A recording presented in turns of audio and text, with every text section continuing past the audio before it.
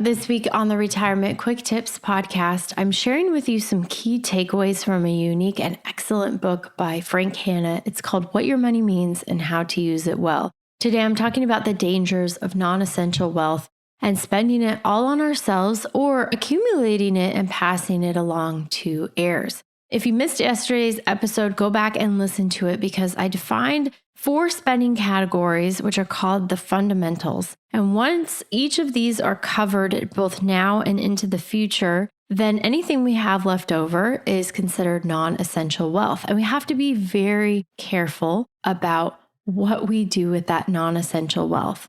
For most of you listening, you maybe have a little bit of this, or you may have a lot of non-essential wealth, but most of us have at least some non-essential wealth, especially if you are listening to this podcast. Okay, so let's define it first and foremost. Non-essential wealth is the wealth we have left over after we've provided for the fundamentals insofar as we're obligated to provide for them. Now, there are dangers of non-essential wealth, and that's really what I'm focusing on today is these dangers. What are the dangers both to us and to those who we may likely end up passing non-essential wealth to in the future, our children, heirs? The danger here, well, there's multiple dangers. A couple of examples, though, is one that is if we're spending non-essential wealth, what are we spending it on? And a lot of times that falls into the category of, am I consuming things in an effort to impress others with my money or my social status? And I think that is a pitfall more so for younger people who have wealth, is that they're trying to use it in that way to convey to others that they're important and to boost their own self-esteem. I see the showiness and the vanity spending less so as people get older. But a pitfall, I think, for all of us is that if you have non-essential wealth, the mindset when you're buying things and spending money is if I want it, I buy it. And my desire to buy it is reason enough for me to buy it. I'm going to repeat that again because I think it's really critical. If I want it, I buy it.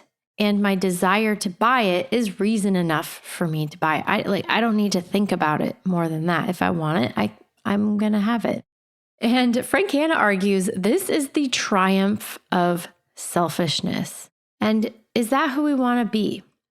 These are just a couple of examples, but Hanna argues instead that we must seek to employ our money in the service of values, not whims and pleasures. And I think that's the real crux of the issue here is that if you have non-essential wealth, you've already covered the bare necessities, your needs, beneficial goods that are going to help you develop as a person. Spending your money on things above and beyond that should be in the service of values and intention and not just whims and pleasures.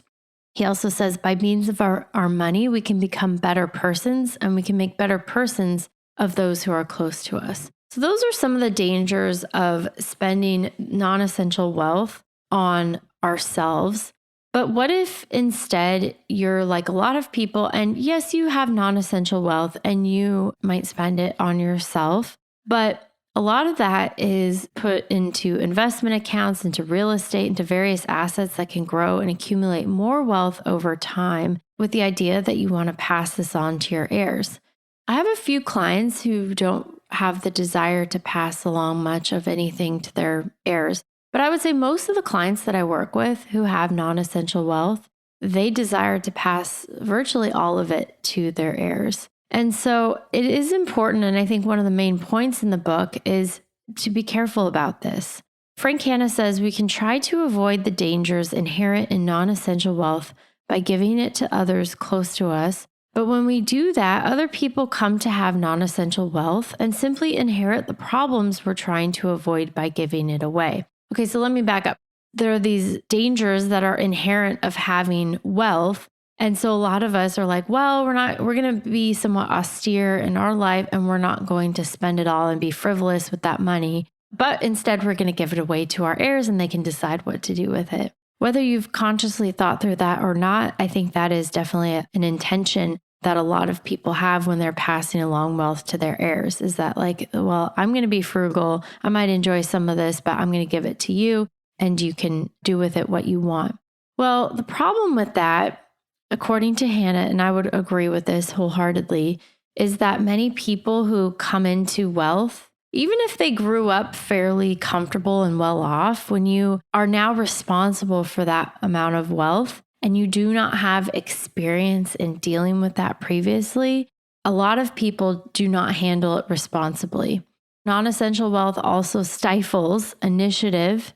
It can impoverish humility and gratitude and even threaten integrity and identity as persons. And Hanna devotes entire chapters to explaining what he means by this. But I think the takeaway is that inheriting non-essential wealth, it opens a whole other can of worms. And there's significant dangers here in doing that or in passing along this non-essential wealth on to kids.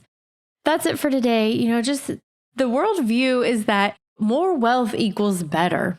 Everybody wants to pursue and have more money, but that is not true. And there are dangers in having this, what Frank Hanna calls non-essential wealth. And it's important to recognize those dangers and to act accordingly so as not to endanger yourself or your loved ones who may end up inheriting this non-essential wealth. So I'll talk more about what to do instead and some other concepts related to this in subsequent episodes later this week. That's it for today. My name is Ashley Michike, and this is the Retirement Quick Tips Podcast.